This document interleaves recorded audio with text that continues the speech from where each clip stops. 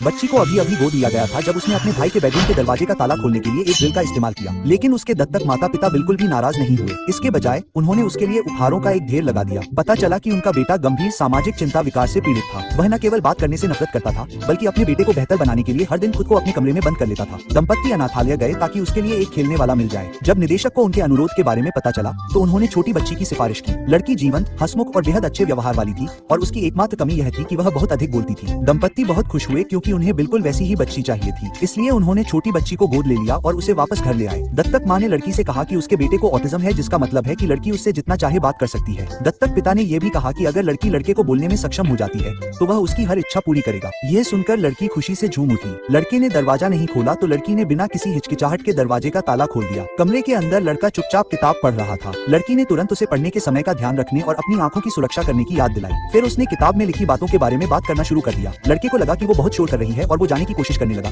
लेकिन लड़की ने उसे रोक लिया। वो उसे अनाथालय में हुए अपने दिलचस्प अनुभवों के बारे में बताती रही। 1 घंटे बाद लड़का आखिरकार बर्दाश्त नहीं कर सका और पहली बार अपने बेडरूम से खुद बाहर निकला। उसके माता पिता ने जब ये दृश्य देखा तो वे बहुत खुश हुए। दत्तक माँ ने लड़की को जीवन भर यहीं रहने देने का फैसला किया। लड़की को इनाम देने के लिए जोड़े ने उसे शॉपिंग पर ले जाने का फैसला किया, लेकिन जब वे बाहर जाने वाले थे तो लड़की ने देखा कि लड़का सीढ़ियों पर अकेला खड़ा है। उसकी आंखों में अकेलापन देखकर लड़की को एहसास हुआ कि लड़का भी एक सामान्य जीवन जीना चाहता होगा। इसलिए उसने तुरंत अपने दत्तक माता पिता से कहा कि वह अब बाहर नहीं जाना चाहती और अपने भाई से बात करना चाहती है। लड़की की समझदारी देखकर दत्तक माता पिता बहुत दुखी हुए। उन्होंने तुरंत निर्णय लिया कि वे लड़की को स्कूल भेजेंगे। लड़की ने पूछा कि क्या उसका भाई उसके साथ स्कूल जाएगा, लेकिन दत्तक माता पिता ऐसा करने की हिम्मत नहीं कर सके क्योंकि उन्हें डर था कि भीड़ भाड़ वाली जगहों पर लड़का डर जाएगा। लड़की ने कहा कि उसने जानकारी ली है और लड़के की हालत अब इतनी अच्छी है कि वह अपने साथियों से बातचीत कर सकता है। उसने यह भी कहा कि वह लड़के के साथ रहेगी और उसकी रक्षा करेगी। लड़की की बात सुनने के बाद जोड़े ने सोचा और फिर फैसला किया कि पहले अपने बेटे को स्कूल जाने दिया जाए। कुछ ही देर में लड़की लड़के को स्कूल ले गई। इतना बड़ा कैंपस देखकर लड़की खुशी से झूम उठी, लेकिन लड़का डर से कांप रहा था। लड़की ने लड़के का मिजाज तुरंत पहचान लिया, इसलिए उसने अपने स्कूल बैग से 2 इलेक्ट्रॉनिक घड़ियां निकाली और एक लड़के को दे दी और एक खुद के लिए रख ली। उसने लड़के से कहा कि अगर उसे कुछ हुआ तो वह घड़ी के जरिए उससे संपर्क कर सकता है। उसने कहा कि वह जल्द से जल्द उसके पास आएगी। लड़की की बातें सुनकर लड़के के दिल को बहुत दुख हुआ और उसने सोचा कि पहली बार बहन का होना अच्छी बात है। स्कूल के बाद लड़की ने देखा कि लड़का चला गया है और तब